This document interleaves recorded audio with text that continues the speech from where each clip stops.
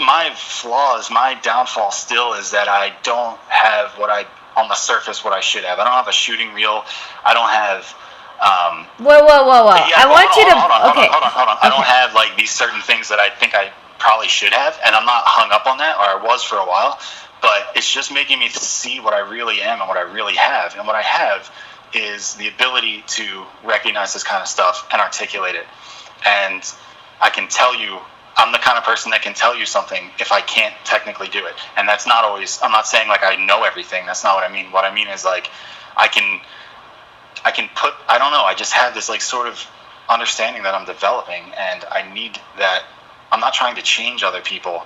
What I want out of life is to get other people who are on the fence or who are looking for something to realize that what they've been missing is inside, and to look at that and to meditate and to do guided stuff and to do that kind of thing where they can just feel their own energy and start to not put so much stock into what other people think and let it run their lives. That's the best I could hope for. Amen. I'm editing that in to the film.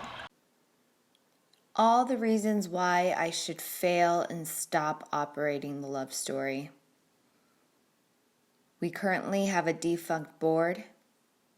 We've raised $12 in Giving Tuesday. I've not completed my business plan or financial plan yet because I'm still in the process of learning what the love story is. I haven't yet developed a solid program for artist-inspired journaling. People come in and out of this organization because of circumstances. Joseph is what Pharaoh is facing. Now, Joseph, you have no degree.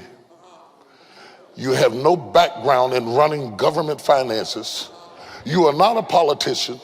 You didn't run for office. You're stepping into a situation where you are not even related to the people around you. But you can do it because you are it. You are fit for this fight. And time and destiny have collided in this moment. And you were called for such a time as this. But you can't be saying, I can't go before Pharaoh because I don't know the protocol, and I'm not an Egyptian, and I'm really not one of them, and I didn't go to school for that, and I don't have no background in it, I don't know what's going to happen. Joseph, you got to have the faith to step into something scary and into a culture and an environment that you can't even relate to, and stay there because God made them like you. In 2015, I had hosted the first and only journaling workshop at Cross Campus in Santa Monica. At the time, Jim was working as a social media marketer for my friends' company. And when I had announced that I was hosting the journaling workshop, Jim was one of the 5 who attended. 7 years.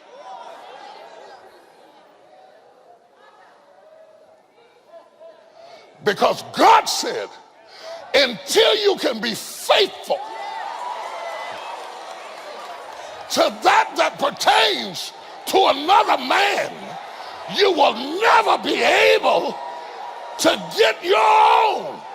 You can't lead well if you don't serve well.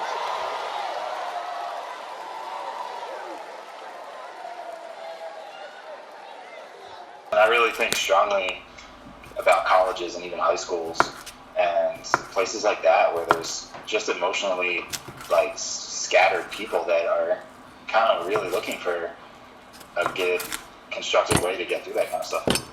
Yeah, no, I agree with that. You know, in Europe, they make it a custom to travel, you know? Yeah. They actually make it a custom to travel for a year called the leap year or something like that. And so I'm like, why don't we do that? You know, in America, we got to do more of that. And so maybe there is a niche to be filled with this kind of, you know, adventure journaling movement where people write in fiction based on a true story and they just keep on logging in and, you know, creating their adventures. And I mean, with funding, I believe I could put together a portal for people to save their journal entries, share it, store it. You know, this is my original idea, but I mean, aside from that, let's just start with the first validation, which is the associate producers program and the adventure journaling program for Act 2. You know, and I'll have you. So what are some ideas you have? I would love to hear it on the associate producers. Oh, let me talk about that verbiage, associate producer. The reason I thought about associate producer is because you have to invest in it. You know, it's your money, it's your time, it's your vision, it's your artist. We could also call it a filmmaker, but I mean, it's up to you because you have more of a professional experience on the industry.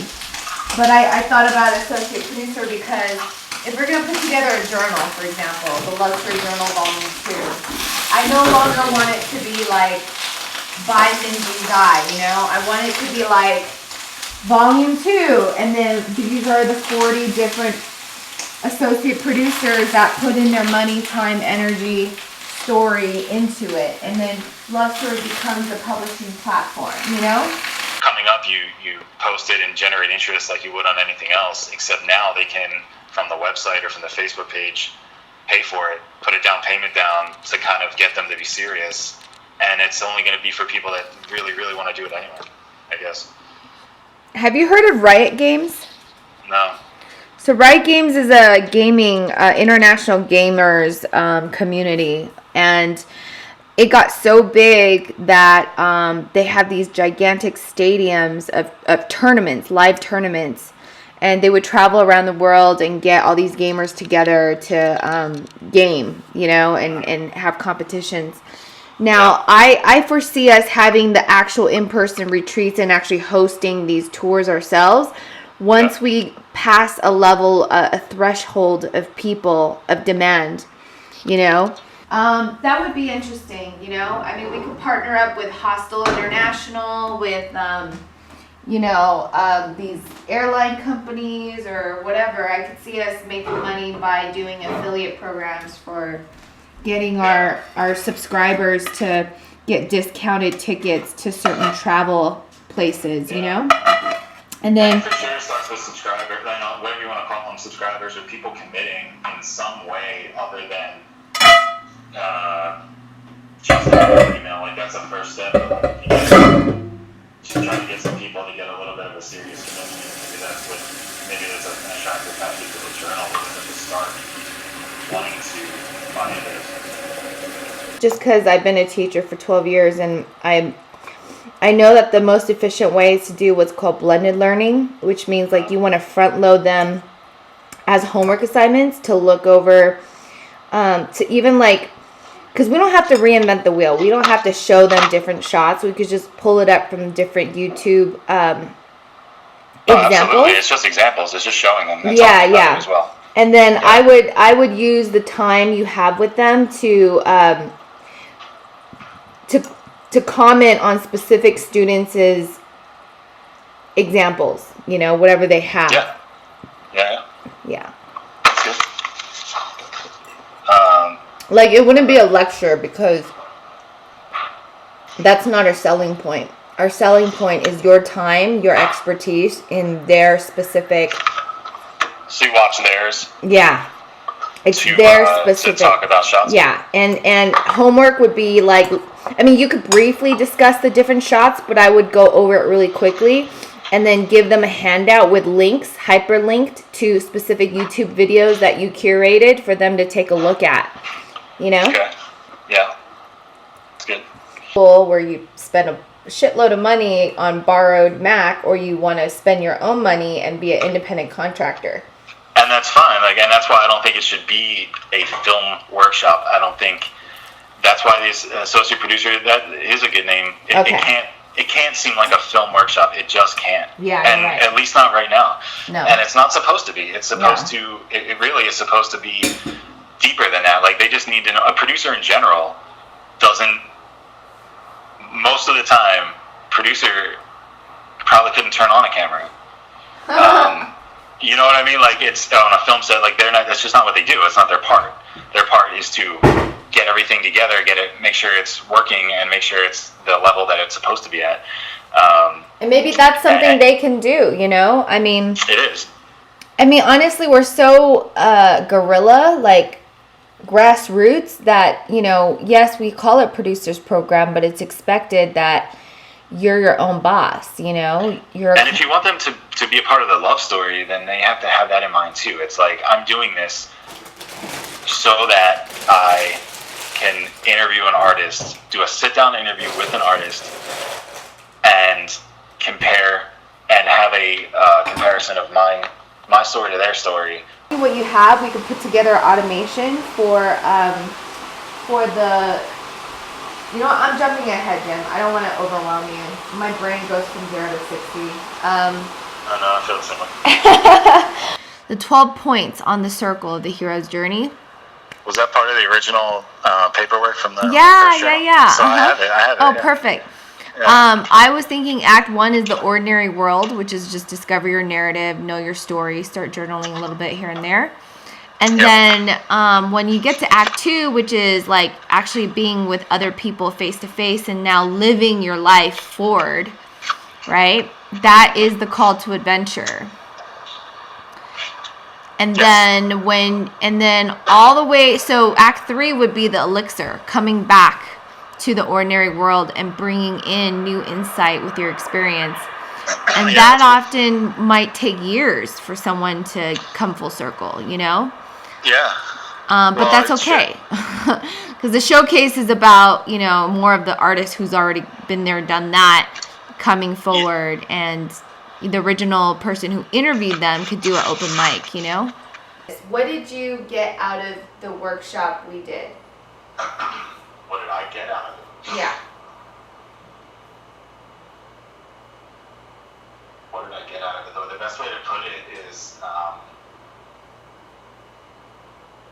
I mean, it's the reason I can't come up with anything isn't because there's nothing to come up with. It's because it's massive. It's because what I got out of it was that intro is introspective, the correct word? Introspective, that look inwardly at my ego and being able to separate myself from my ego. That's what I got out of the workshop. Stop there. I was able to separate myself from my ego.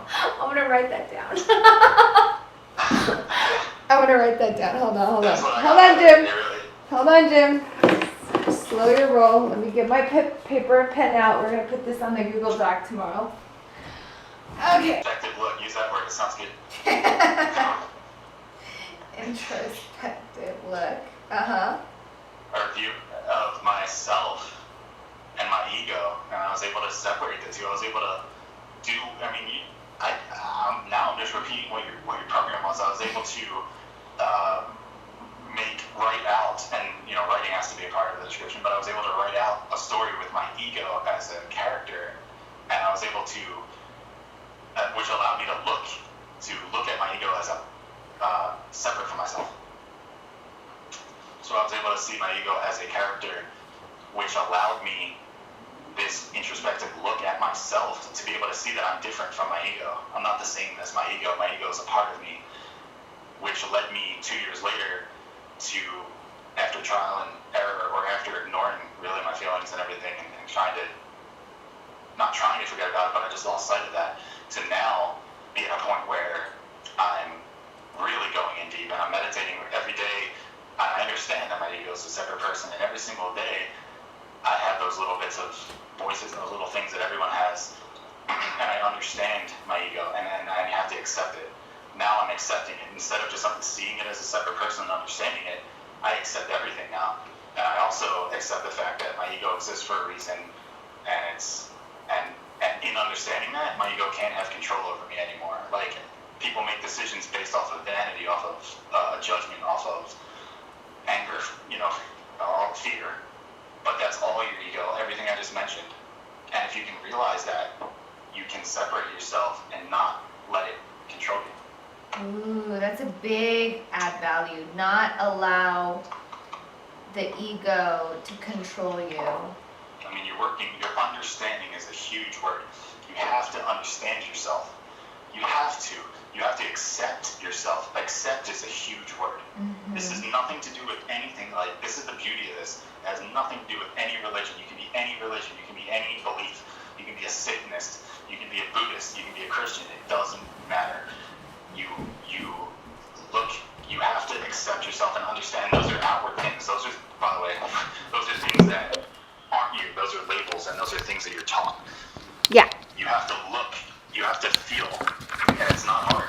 That's what meditating allows you to do. It turns the outside noise off, and you feel your own energy, and you just understand. And the writing workshop pulls your ego out of you so that you can look at it like you're holding it in your hand, and you can see that, okay, here's a part of me. This is what it's doing. I understand that. I'm not going to act like I don't have one. I'm not going to try and bury it, because that's the worst thing you can do, because it's always going to come back. You just have to, you understand that I feel this way when I see a couple happy. I understand where that's coming from. Mm-hmm. Where is that coming from? Why am I angry when I see two people that are in love and happy? I'm just using that as an example. Well, I felt that way before, but why? Is it them? No, it's me. What makes me so angry? What makes me so sad? Things that I've fucked up, things that I've not embraced, things that I, feel bitter about. Well, why? And the more that you can be okay with that, be like, okay, well, I wasn't feeling loved enough. I was too worried about what people thought. That's not serving me anymore. So I'm going to be positive. I have to and that comes with, all kinds of other stuff. But the whole point is that you understand and you accept the fact that you have these feelings and that they're a part of you. And then you can change them. Yeah. So that's the whole point. It's looking inward and accepting yourself first. And then you accept everything. Then you accept other people. Then you're not. So, you're going to alleviate everything. Depression, anxiety. And when I feel anxious now, and when I feel scared, and I mean every single day when I get a rush of that, feeling, that anxiety feeling. Yeah.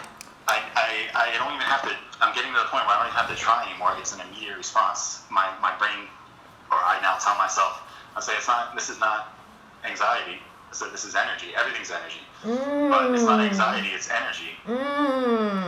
This feeling that used to be anxiety is now energy. And if it's energy, I can do what I want with it. And every time I feel it, it's going to raise my vibration. And it's going to now be, I'm sorry, I fucked that up. Anytime I feel that, I immediately say this is not anxiety, it's energy. And every time I feel it, it's going to empower me. And it's going to raise my vibration, and it's going to bring me closer to unconditional love, right? So this is just part of understanding yourself. It's nothing new to, like, a concept-wise. It's nothing that you got to study in a book. It's just feeling and being okay and understanding yourself so that you can understand other people. So the workshop is number one because it brings you perspective on your ego. Yeah. That's what it does. Yeah. In a nutshell, perspective on your ego. 4 words describes the workshop. Wow, I'm very clear now, Jim. Yeah, now you could reverse engineer that. So yes. How can you design it in a way where people can understand themselves, separate their ego from themselves? How can they understand themselves first? Okay. 2 is, how can they separate themselves from their ego? And then the 3rd is, how do they accept all of them? The good, bad, and ugly. The ego and the higher self. Yep. Are you asking me, or you're asking those? No. Those are the 3 benefits. That's the 3 benefits of the workshop, right? Yeah. Yes, exactly. Exactly. Yeah. And to be honest, with the exception of the last one, the workshop kind of covers all that by accident or design in its mission of understanding your ego. Because accepting other, your third question was, I think, a little too similar to the second, and it's how accepting yourself inherently will allow you to accept other people. If you accept and understand and love yourself, you're not going to hate other people. You're not going to. Yeah. It's going to come. It's going to come. Totally. Oh my God, you're so right. Answer those questions either from the perspective of their ego through putting themselves there, or answering those questions when they're in that state, as well as answering them with a level head. And being able to compare the two to visually see their ego as themselves, because it is. So they need to answer those questions in anger. They need to answer those questions in whatever the ego is giving them, so that they can compare it to their calm answer and see it right in front of their face. Otherwise, you're just going to, like I said, have those 7 questions that they just answer straight up and try and be as honest as possible about. So you know what I'm doing, Jim? I'm actually recording a lot of this. I'm even recording our conversation here, So Okay. I'm documenting the good, bad, and ugly of me. That's good. And so it's like taking it to the 3D world versus the 2D, And it's kind of scary, honestly, because... That's great. Why is it scary? It's scary because I know my flaws. Uh-huh. It's just about me showcasing my flaws to the rest of the world, Do you think that you've done that in some way yet, or no? Yeah. The most recent post I made on Facebook is a revealing of me, and I recorded an intimate conversation with a best friend of mine about a guy, and I basically just did minimal editing, just put it out there. Was that the thing you had on LinkedIn or no? Yeah. What I do, I'm not a teacher. I mean, I am a teacher, but not officially, and I'm not. My negative thoughts and stuff are that You're a catalyzer, Jim. I don't have a right to do this, or I don't have the experience to do this, or the credentials to do this, or anything. And on the surface, that's how I feel, but deep down I know that's not true. But I just can't do anything with it. But I could with this, and somehow I have to do something with it because I'm bored. And okay. I'm so bored that I'm not going to do anything. I'm either going to fail horribly or I'm going to do something incredible. That's the only 2 choices for me. Yeah. I've been in the middle of the road for 30 years, for 25 years. And I'm not going to take another retail job. I'm not going to take another job I hate. I won't do it. I'd rather be dead. Okay, so let's just focus on you being great. How's that? But I'll still need to take some. I'm not saying I'm never going to work again. I'm never going to take a part-time job, or I'm never going to do what I can. But my effort and my intention has to have this vision that doesn't go away. I can't walk away from you for another 2 years. That's impossible. It's not an option. So. Thank you, Jim.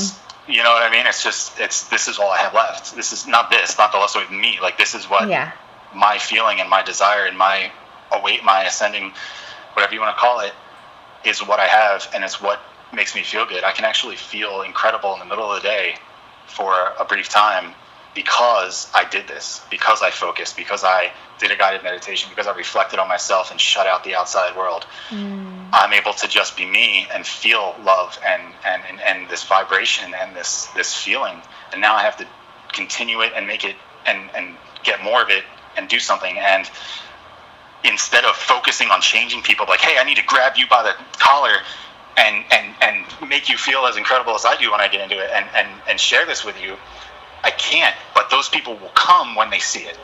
Yes. That's the part I have to figure out. That's the part that is missing, and that's why people do these YouTube videos. That's why these videos are popular. That's why you see somebody posting the Kai dude. That's why he did that, because he realized that too. And these people realize